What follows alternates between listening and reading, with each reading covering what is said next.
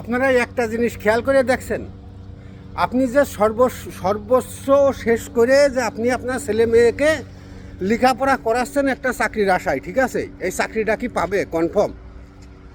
চাকরি যেহেতু নিশ্চিত না, তাহলে আমি মনে করি কি ছেলে মেয়েদের এত শিক্ষায় শিক্ষিত করে লাভ নেই।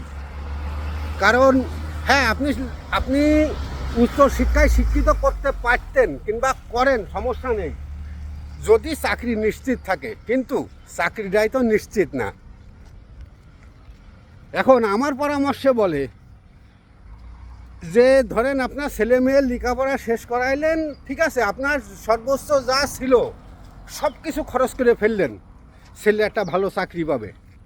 অথচ ছেলে চাকরিটা লেখাপড়া শেষ করলো, চাকরি পাওয়ার সময় সে চাকরিও পাইল, কিন্তু সরকারি না, সেলসম্যানের চাকরি। এখানে আপনি বুঝে নেবেন যে একটা লোক যখন সেলসম্যানের কোনো চাকরি পায়, তখন তার বেতন বড়জোর 10 থেকে 12,000 টাকা। কিন্তু এই 10 থেকে 12,000 টাকায় বেতন পাইয়ে সে আপনারে কি দেখবে, আপনাদের কি দেখবে, ভাই বোন কি দেখবে, মা বাপ কী করে দেখবে? কারণ 10-12,000 টাকায় তো তার নিজের খরচই ওঠে না, নিজের খরচই চলে না, নাকি বলেন? এইসব অনেক চিন্তা ভাবনা করে ছেলে মেয়েদের লেখাপড়া করান। আমি মনে করি সবচেয়ে ভালো উপায় ছেলে মেয়েদের 1 থেকে 5 পর্যন্ত নামটা লিখতে পারবে, আর মনে করেন যে হিসেব কিতাব করতে পারবে, আলহামদুলিল্লাহ, আমি যেটা মনে করি। কারণ বাংলাদেশের মতো জায়গার কারণে আমি এই কথাগুলো বলতেছি। অন্যান্য দেশ যদি হইতো তা আমি আপনারা বলতাম যে ছেলে মেয়েদের যত তারা পারে তারা লেখাপড়া শেষ করুক, কারণ লেখাপড়া অন্যান্য দেশে শেষ করলেই চাকরি তাদের নিশ্চিত। কিন্তু বাংলাদেশের মতো জায়গা তো এরকম না। আপনি লেখাপড়া শেষ করাবেন, করাইয়েও যে চাকরি পাবেন তার কি গ্যারান্টি আছে? লেখাপড়া শেষ করাইলেন, করানোর পরে 10 লাখ 15 লাখ টাকা দিয়ে চাকরি নিতে হবে, অথচ সেই টাকাটা কিন্তু আপনার কাছে নেই।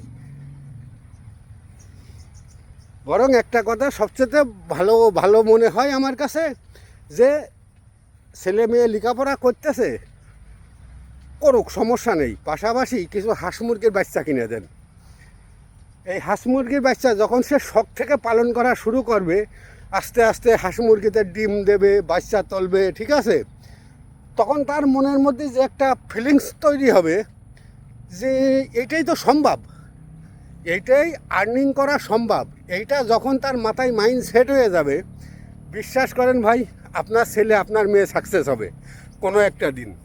ওই বেতনের অপেক্ষায় থাকা লাগবে না। বেতনে চাকরি করা মানে গুলামি করা, লোকের গুলামি। তাই গুলামির থেকে আমাদের বেরোয় আসার এই একটাই উপায়, অল্প পুঁজিতে, খুব সীমিত পুঁজিতে কিছু হাঁস মুরগির বাচ্চা প্রথমে পালন করা শুরু করুক। আস্তে আস্তে দেখবেন আপনার ছেলে মেয়ে একদিন বড় খামারে পরিণত হবে, গ্যারান্টি দিয়ে বলতেছি।